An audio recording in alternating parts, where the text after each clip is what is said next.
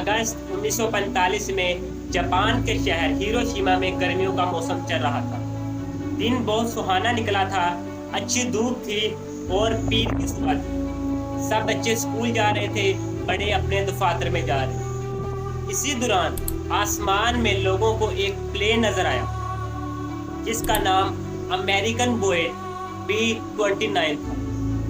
दूर से तो यह वाज़ेह नजर नहीं आ रहा था, लेकिन जब इसमें से एक चीज गिरी लोगों को लगा ये बहुत छोटी सी चीज है, लेकिन लोगों ने कभी अपने ख्वाबों में भी नहीं सोचा होगा कि ये एक एटम बम हो सकता है।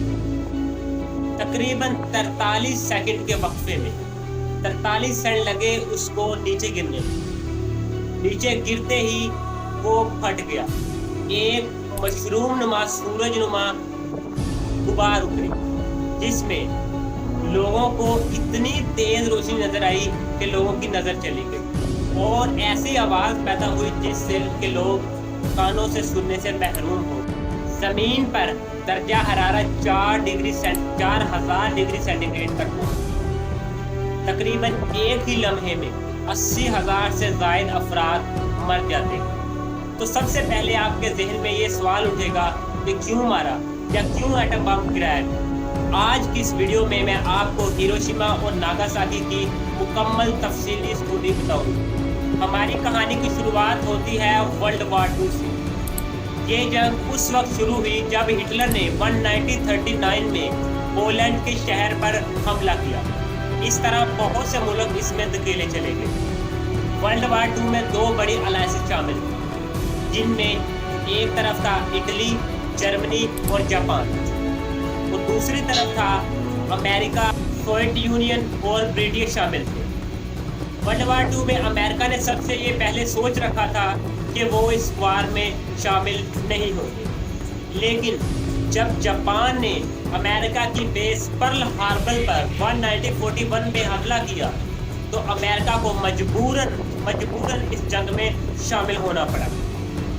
अमेरिका ने देखा एक तरफ हिटलर है जो मुख्तलिफ इलाकों पर हमला करता है और कब्जा कर लेता है, दूसरी तरफ जापान है जो वो भी ऐसा ही कर रहा है। हम यहाँ वार में एंट्री नहीं ले रहे, लेकिन इनको रोकने के लिए कुछ तो करना पड़ेगा। अमेरिका ने जापान को कॉपर और आयरन वगैरह बेचने से मना कर दिया। उम्मीद ये थी कि ऐसा करने से जापान जो है वो रुक जाएगा, लेकिन ऐसा नहीं हुआ।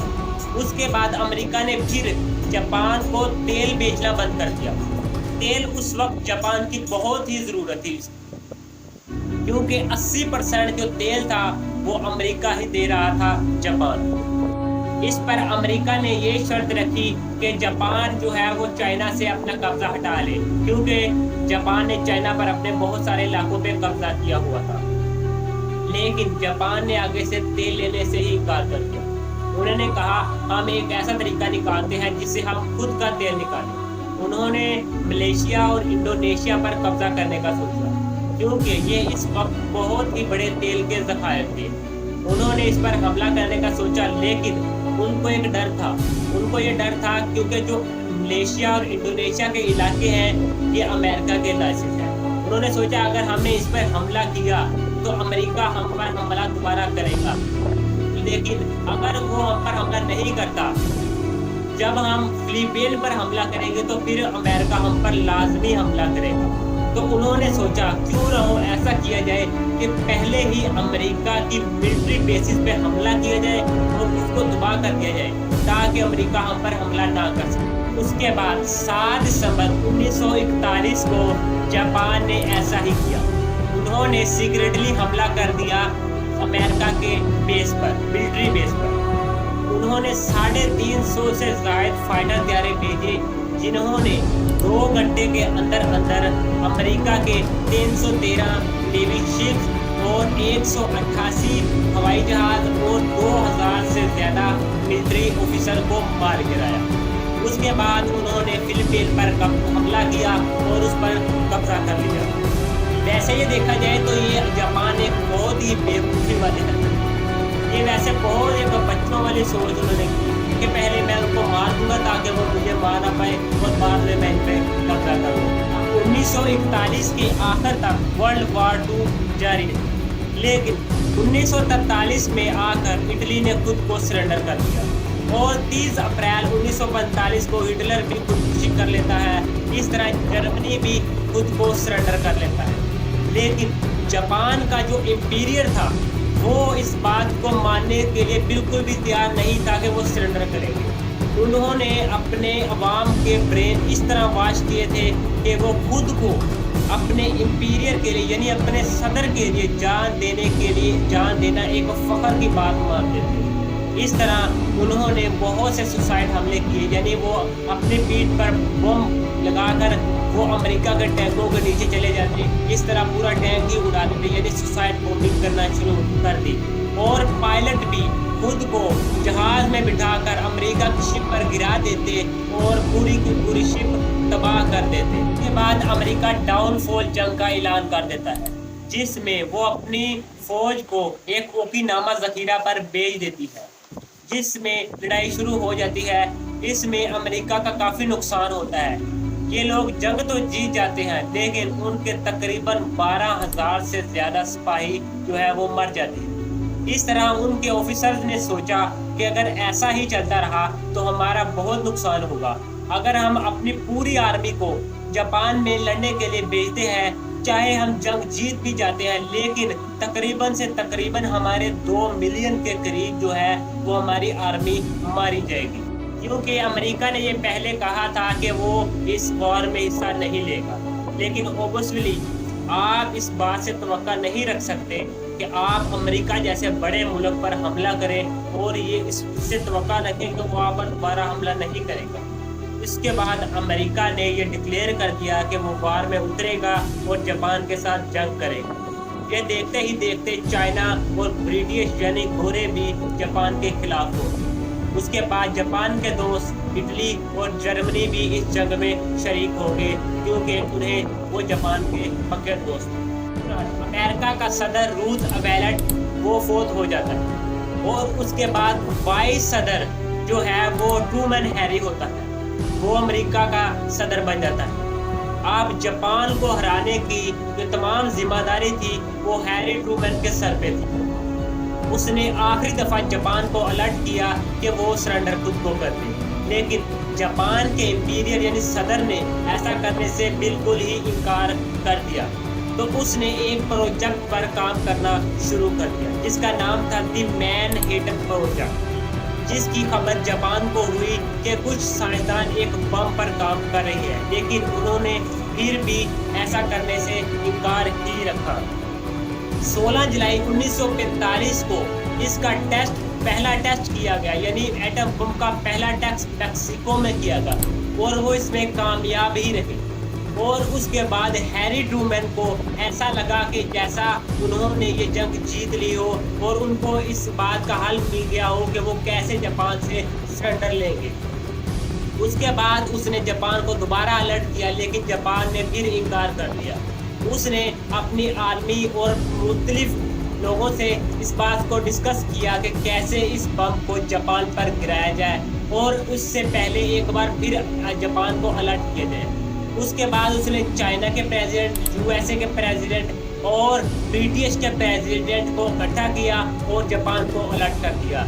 लेकिन जापान के एम्पीरियर ने इस कदर अपने अवाम के ब्रेन वॉश किए हुए थे और उसने फिर इनकार कर दिया और उसने कहा सिर्फ एक बम ही तो है, खैर है। 3 अगस्त को हैरी ट्रूमैन एक इंटरव्यू में कहता है कि हम बम लाजमी गिराएंगे। उसके बाद 6 अगस्त को B-29 जापान के ऊपर से गुजरता है, जो कि हिरोशिमा शहर पर जाकर एक बम गिरा देता है।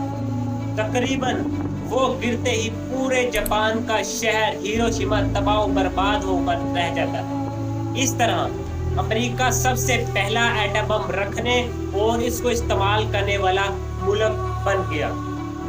उसके तकरीबन आधे घंटे बाद बारिश हुई, जो कि टॉक्सिक डस्ट के बादल बनने की वजह से हुई। लोग प्यास की वजह से मर रहे थे। दर्जा हरारत तकरीबन 4000 डिग्री सेंटीग्रेड तक पहुंच चुका था। लोगों ने सोचा कि ये बहुत ही अच्छा काम हुआ कि बारिश शुरू हो गई, लेकिन ऐसा बिल्कुल भी नहीं था। بارش اتنی زہریلی تھی کہ لوگوں کو کینسر تک ہونے لگا۔